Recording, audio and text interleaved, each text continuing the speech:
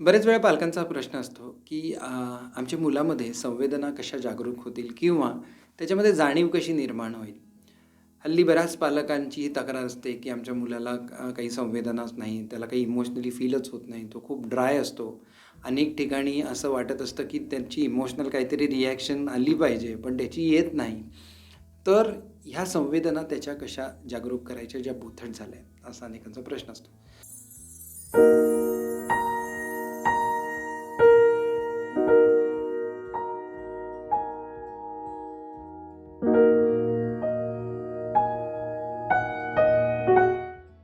तर मुळातच अशी गोष्ट आहे, की जी जाणीव आहे, जी संवेदना आहे, तर ती फक्त भावनांच्या बाबतीत अशी आपल्याला फोकस नाही करायची. तर सुरुवात आपण आपल्या शरीरापासून करू शकतो, की समजा डोळ्यांची जाणीव.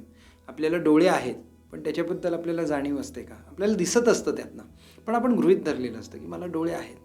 परंतु जर आपण एक प्रयोग करून पाहिला, की जर एक 1 मिनिट फक्त आपण आपले डोळे बंद करून बघितलं जगाकडे, तर काय होईल? तर आपल्याला काही दिसणारच नाही. तर आपोआपच आपल्याला डोळ्यांची जाणीव होते.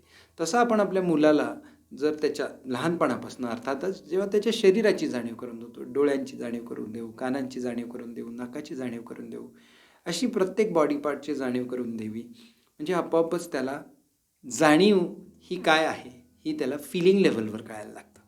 मग आपण त्याला भावनांची जाणीव करून देऊ. युजुअली हल्ली काय होतं, की मटेरियलिस्टिक गोष्टींचा इतका भडीमार होतो मुलांवरती, की त्यामुळे त्यांच्या जाणीवा खरं बोथट होतं. कारण ना अ, खूप 40 एक वर्षापूर्वी असं होतं, की सहज कुठलीच गोष्ट मिळायची नाही आणि त्यामुळे जे मिळालंय त्याच्याबद्दल खूप अप्रूप वाटायचं.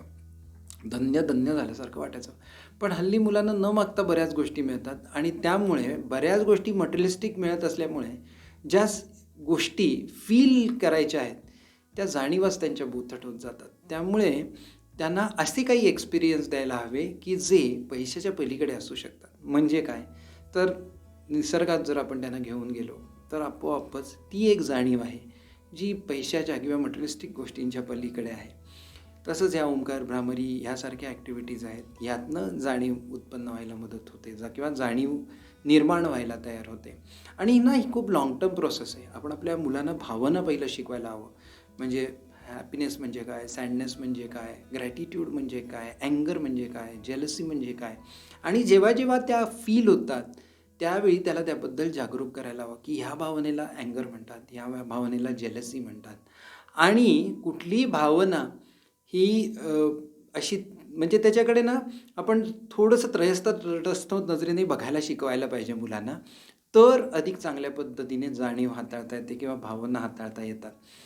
तर सोपे उपाय मी तुम्हाला पहिले सांगतो, की पहिलं शरीराचे म्हणजे बॉडी पार्ट्स जे आहेत त्याच्याबद्दल जाणीव निर्माण करा. वेगवेगळ्या भावनांबद्दल त्यांची जाणीव जागरूक करा. ओंकार, भ्रामरी, अनुलोम-विलोम ह्यासारख्या ॲक्टिव्हिटीज मुलांना शिकवा. निसर्गात पाठवा. आपोआपच त्याची जाणीव निर्माण होईल आणि तुम्हाला काही शंका असतील तर अनुभूतीमध्ये फोन करून विचारा, अनुभूतीमध्ये प्रत्यक्ष येऊन विचारा. आपण एकत्र चर्चा करून नक्की काहीतरी त्यातनं मार्ग काढू. Wish you all the best.